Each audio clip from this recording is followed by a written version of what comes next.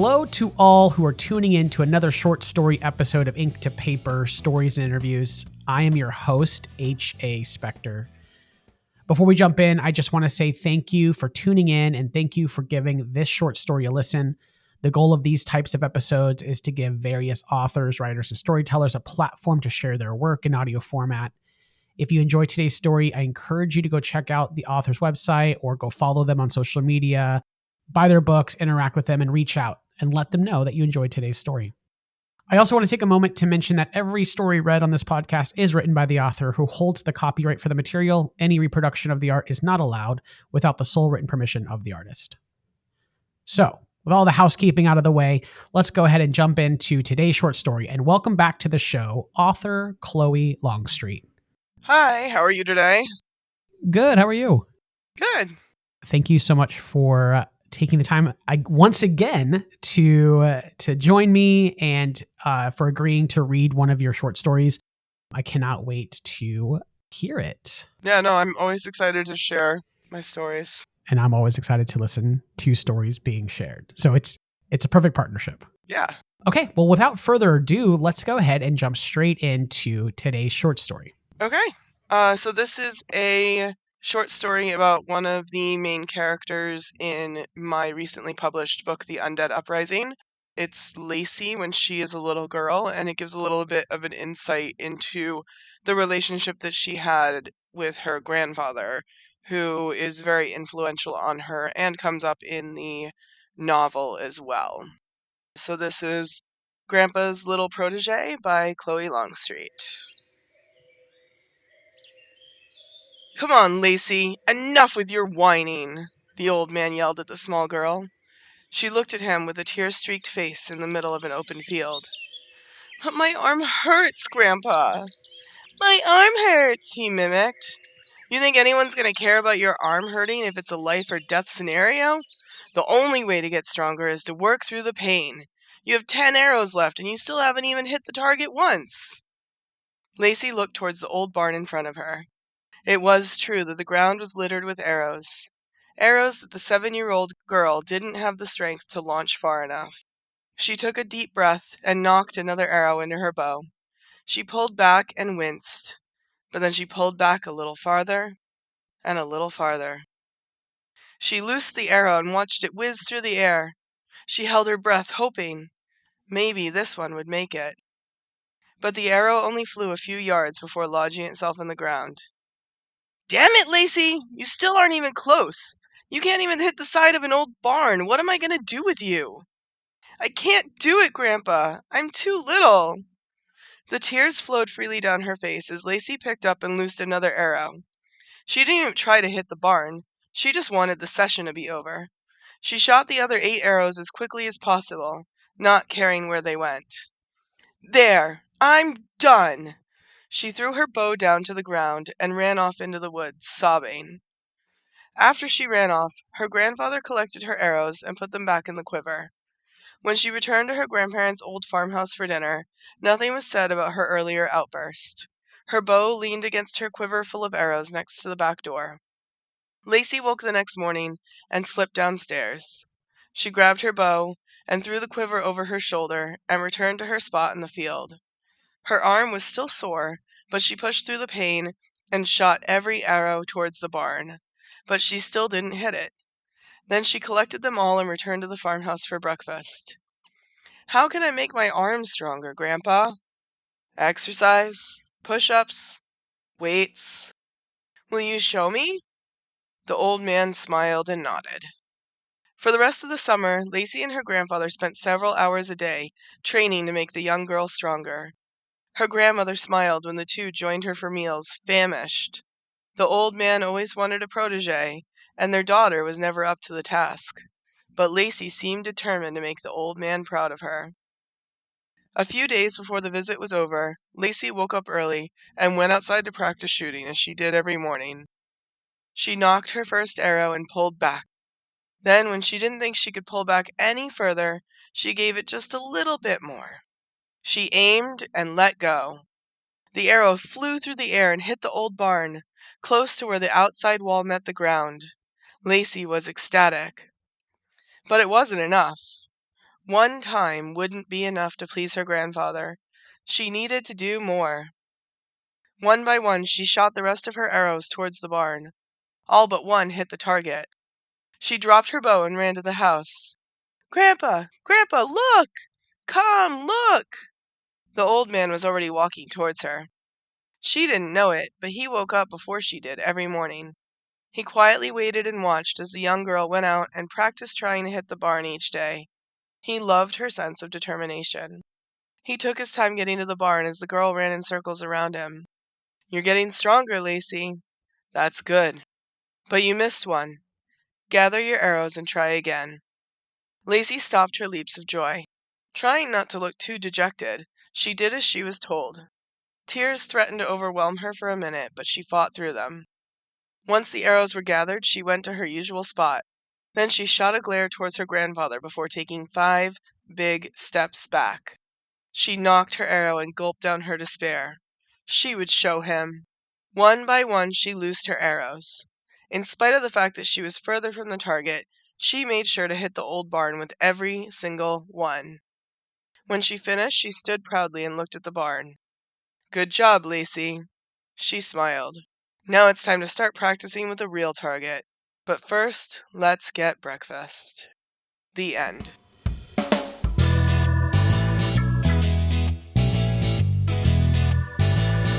Thank you so much, Chloe, for reading that short story. I really appreciated getting a little insight into the main character of your novel, The Undead Uprising, and seeing the interaction between.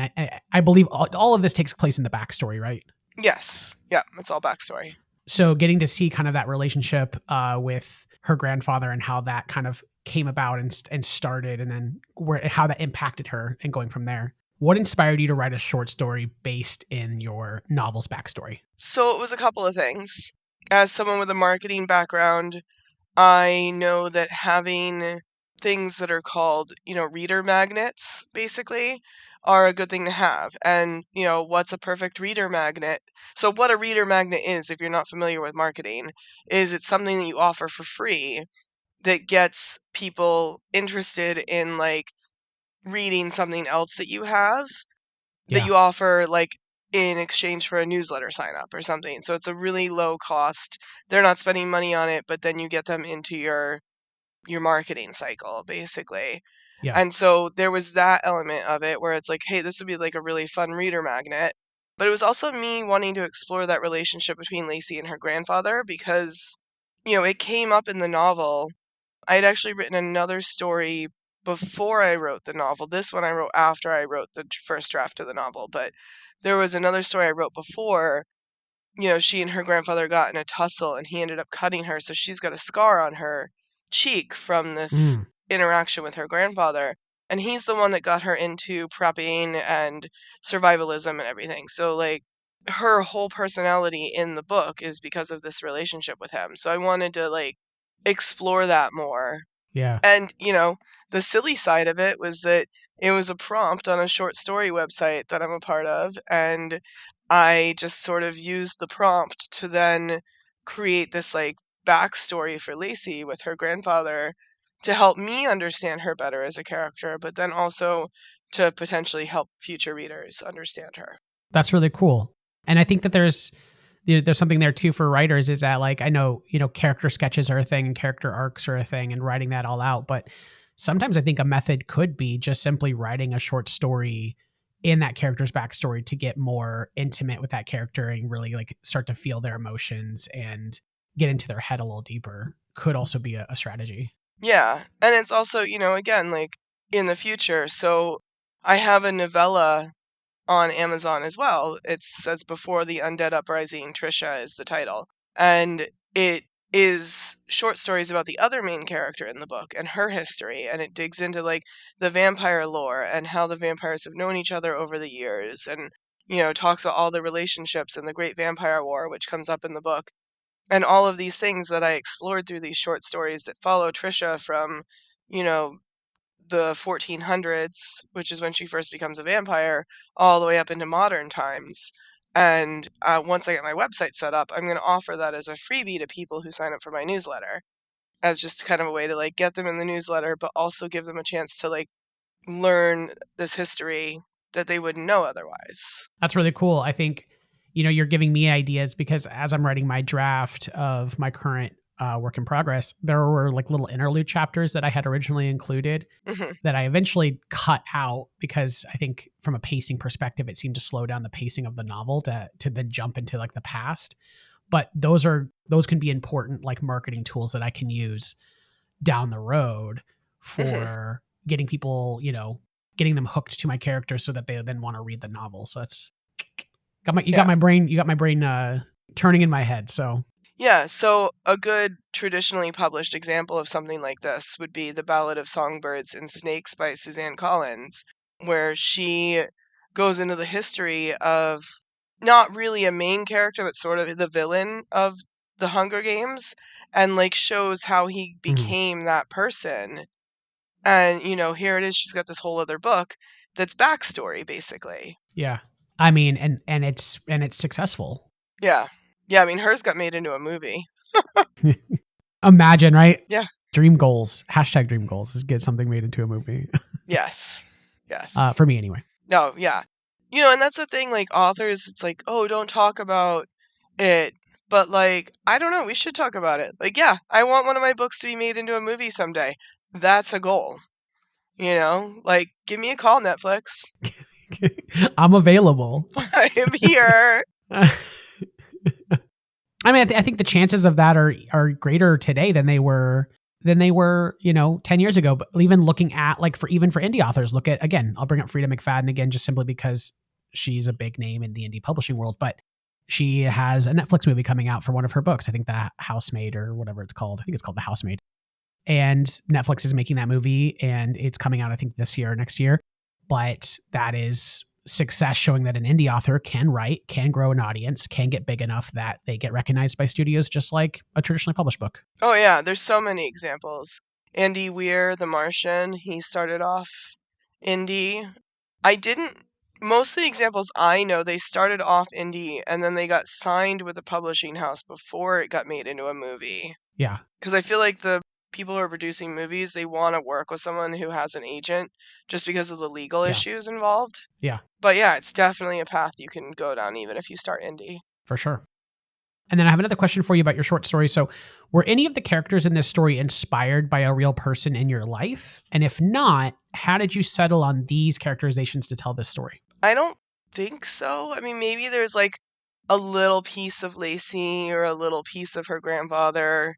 Lacey in some ways is kind of who I wish I could be, like parts of her. Like I'm like, I wish I could be that. I Yeah. wish I could be more self-sufficient.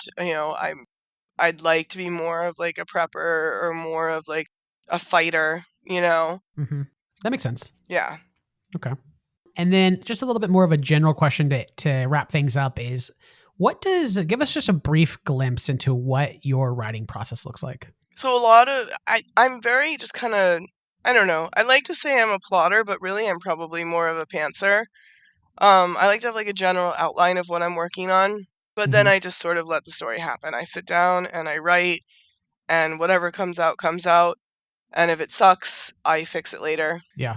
I don't know. I get an idea in my head, and I think a lot of it happens in my head. So I do sit down and Hmm. I write fast. I mean, like I generally am going to sit down and pump out 1,500 words in like a 45-minute session. Like I'm just typing the whole time. But Yeah. I do a lot of thinking behind the scenes. So I'm like driving to pick my daughter up from school and I'm like, okay, how is this scene going to work out? And what's going on? And what's this person's motivation? Yeah. So that when I actually get down to the computer, I'm just blah, blah, blah, blah, putting it out there. It's like Right. word Right. word vomit from my fingers, I guess. That sounds weird, but It's a weird mental picture, yeah. but it works. I mean, that's basically what it is. It just comes out. Yeah. But I do like, if I'm working out like a big story, like a novel and stuff, I will sit down and like work out the basic outline and the basic plot. I work out characters, like the trilogy I'm working on now.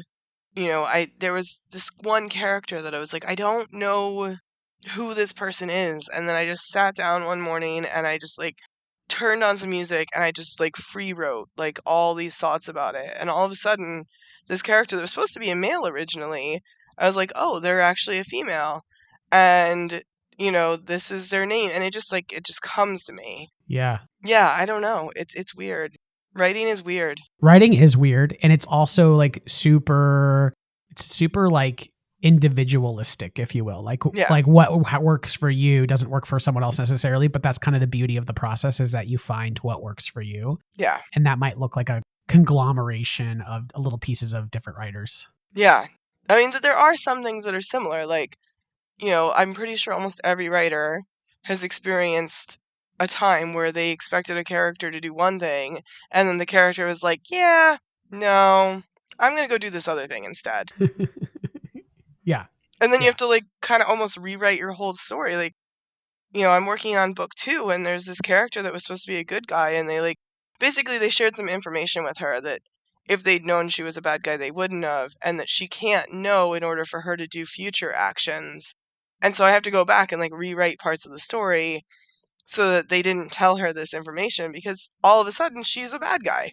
And I just out of nowhere, she just I'm writing, and they're in this hallway, and then the next thing I know, she's locking them in a room. Yeah. And I'm like, oh, okay.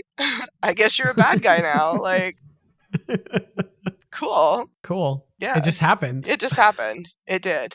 And yeah, I mean, that's the weird part about writing, is that that just sometimes it's just it's you create these people in your head, but they're real people still, and they do their own thing. Yeah. And then you just have to make it work. Yeah. I feel that. And I'm constantly making adjustments and changes to my story as I write, because I'm like, oh, well, I didn't expect this to happen. So now I have to go back and change this, this, and this. So yeah. Tip to everybody out there, just honestly, for me, keep a change log. Don't go back and fix it in that moment, because I have a tendency to do that. Just be take a Word document and just be listen, I need to fix this, this, this, this, and just jot down the notes that you're going to have to fix, and then just press on with the story. Yeah.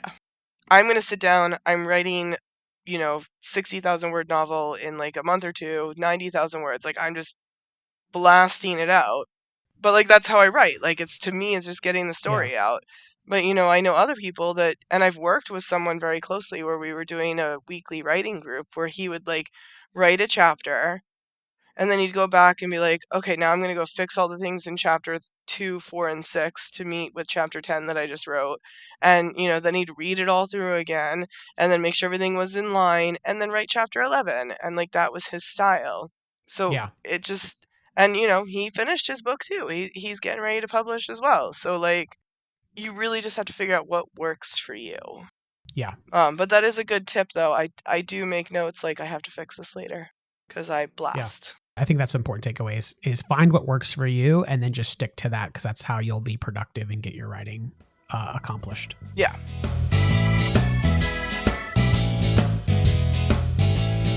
Well, thank you so much for taking time to come back on the show and read us one of your short stories. I loved it. We'll go ahead and we'll remind listeners where they can reach out to you with those social media links. We'll put those in the show notes again. And we'll also put a link out to where people can buy the Undead Uprising, which is Chloe's indie published novel. So once again, Chloe, thank you so much for coming on and reading us a short story. Really appreciate it, and really appreciate your time. Yeah, thank you.